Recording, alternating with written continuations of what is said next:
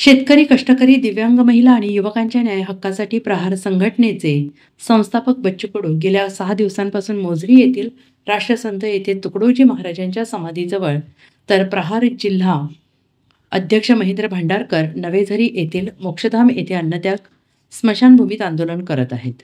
शेतकऱ्यांची संपूर्ण कर्जमाफी, निवडणुकीपूर्वी दिलेली आश्वासने पूर्ण करावीत या प्रमुख मागण्यांसाठी हे आंदोलन सुरू आहे।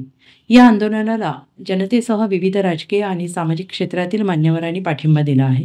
आज युवा नेते रविकांत बोपचे यांच्या मार्गदर्शनाखाली तिरोडा तालुका आणि शहर राष्ट्रवादी काँग्रेस शरदचंद्र पवार पक्षाच्या शिष्टमंडळाने नवेझरी येथील आंदोलनस्थळी भेट देऊन महेंद्र भांडारकर यांच्या प्रकृतीची विचारपूस करीत आंदोलनास जाहीर पाठिंबा केला। या आंदोलनात पूर्ण ताकदीने पाठीशी असल्याचं आश्वासित केलं।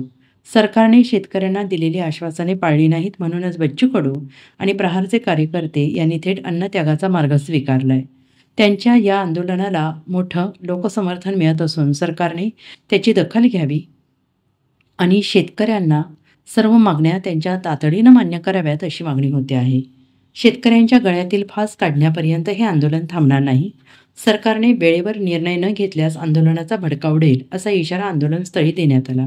यावेळी राष्ट्रवादी काँग्रेसचे समस्त पदाधिकारी उपस्थित होते। दिवसभरातील घडामोडींचा आढावा घेण्यासाठी पाहत रहा N24 मराठी न्यूज चॅनल।